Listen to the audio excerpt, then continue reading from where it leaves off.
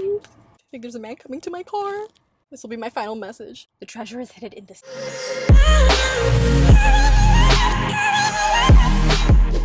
So for today's video, I went to the thrift store. I found this Urban Outfitters long striped skirt, and I was so psyched to see that because usually prices at Urban Outfitters are like really kind of high for me. Everything is about $40 to $60. Hello, this is Future Wendy here. So I checked Urban Outfitters website to see how much a square neck crop top would cost. And you don't even know how loud I screamed when I checked the price. Holy moly guacamole, that's legal theft. I didn't stop there though. I checked for similar shorts and striped shorts, and wow. It's insane when you can make both the shirt and shorts for $5. Okay, back to your regular scheduled programming. But I love the clothes there, so when I found this skirt, I was so excited. I love the pattern, the vibrant colors, and the fabric as well. The fabric is like really well done. I liked it so much actually that I'm wearing the outfit right now that I just made in this video. So I made a top and I also made some shorts, and I love making my own shorts because you choose your own length, width, height, whatever, fabric, pattern. Possibilities are endless. Honestly, the shorts at stores, like if they're denim, then it's really uncomfortable, and if it's fabric, it always gets like super wrinkled, or it's pretty short and it rides up. So I love making my own custom shorts. From now on, we're not calling it thrift flips, okay? We're calling it customized clothing, because that's literally what we're doing. We're customizing our own clothing. So see, I feel richer already. So let's get into the video. So we always want to start off with our fabric being inside out. Then we grab a crop top of our choice and measure the length and width of it. My top came out to be 9 inches in length. So all we do is transfer that measurement onto the fabric. Grabbing a marker or pencil, we mark down 9 inches across the fabric. Once finished, we create a straight line across.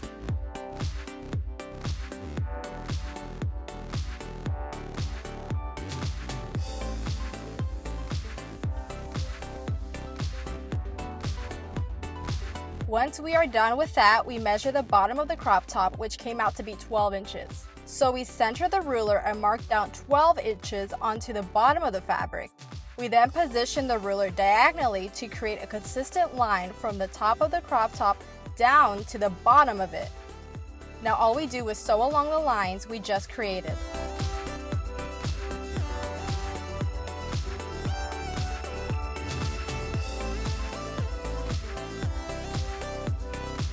This is how it looks when sewed.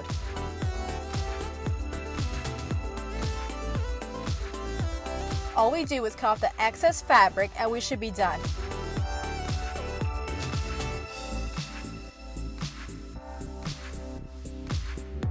And we got ourselves a Urban Outfitters crop top. But I wanted to add thick straps, so I got some discarded fabric that I measured to be about 4 inches, so I cut it in half to create 2-inch strips of fabric. All we do is sew the seams and it should look like this.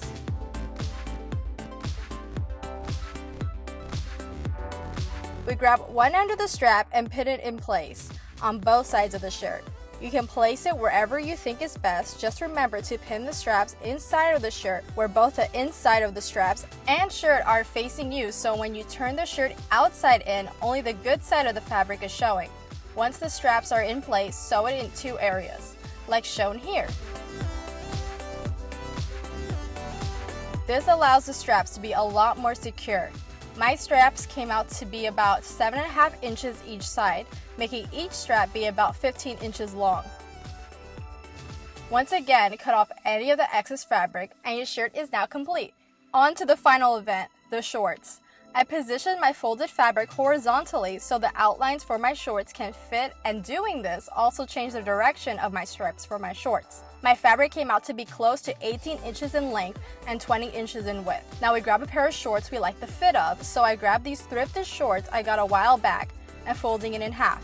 Have the side of your shorts with a straight line, align with the edge of the fabric, and just outline the shape of your shorts onto your fabric. Then turn your shorts upside down, having the side of the shorts with a straight line aligned with the other side of the fabric, and outline the shorts shape on that side as well. Your outline should have a shape similar to this. Then all I did was pin the fabric in place where the outline is. I also did this so the second layer of fabric under this one stays in place. The waist on my shorts folded in half about 6 inches, but on the fabric I outlined it up to 7 inches because you always want to leave an extra inch of space. The bottom of my short is 11 inches, but I put down 12 inches on the fabric. The edge of the fabric came to be 14 inches. The slant on the other side of the short is 9.5 inches. The little dip is 2.5 inches, and the crotch area is 3.5 inches. Once you're done making sure both outlines are similar measurements, we start cutting. Make sure to take your time on this part and whenever you cut anything off. Make the cuts as accurate to the line as possible.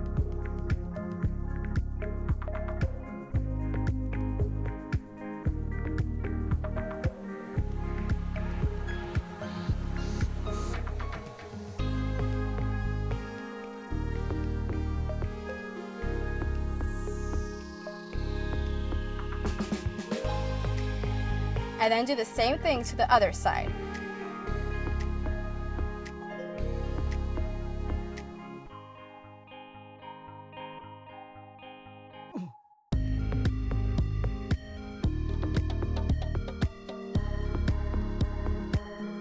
Now you have a thong. I'm just kidding. Once finished, the shape should look like this.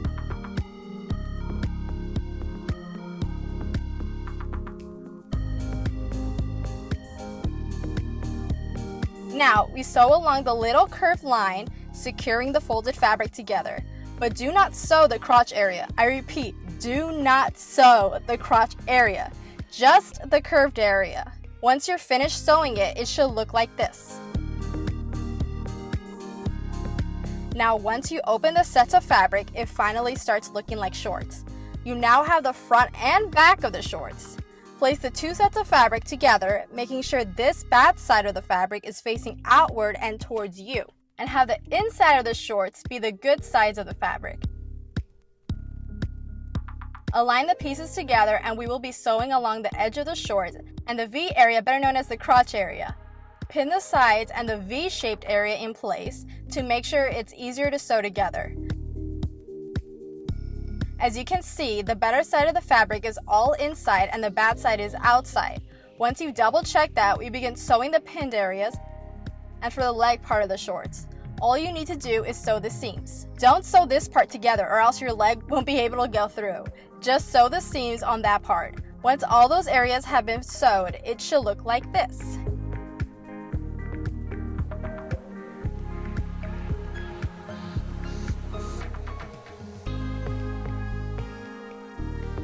Here it is flipped outside in. I'm pretty impressed with my own sewing with these shorts. I love how it came out, but we're not done just yet. Now it's time to add the elastic. All you do is measure how much elastic your waist needs and double it so the elastic can go all around the waist. I always leave a little extra left over. We put the shorts inside out and begin positioning the elastic on the waist, leaving enough fabric to cover the elastic completely and then some. Make sure to put a little extra bit of fabric that passed the elastic, then pin the elastic in place. The bit of extra fabric is required because that's where we will be sewing. We repeat the same process all around the waist, and then we sew at the very edge of the fabric, making sure we don't accidentally sew the elastic. We want our elastic to be able to move freely under the fabric. Once finished sewing, tie the elastic however loose or tight you want it, and you're done. This is the set together. And this is how it looks tried on. I absolutely love how it came out. It turned out exactly how I wanted it. This set is so cute and definitely comfortable with the thick straps that are able to cover my bra straps. And the adjustable waist elastic lets me customize how loose or tight I want the shorts to be any given day. Now this is the before and after. I hope you like this thrift flip transformation, and remember, it was only $5. I just wanted to pop in and say like a proper goodbye. So thank you so much for watching. I appreciate it like tremendously, for even like clicking on this video, for giving it a chance. And if you found it helpful, then that makes me even more happy. Like that's all I ever want at the end of the day, to be helpful, to make these videos, you know, educational in a sense, you know, but at least a little bit entertaining. I don't know, hopefully I am. Fingers crossed. Thank you so much for watching. See you in my next video. Wow!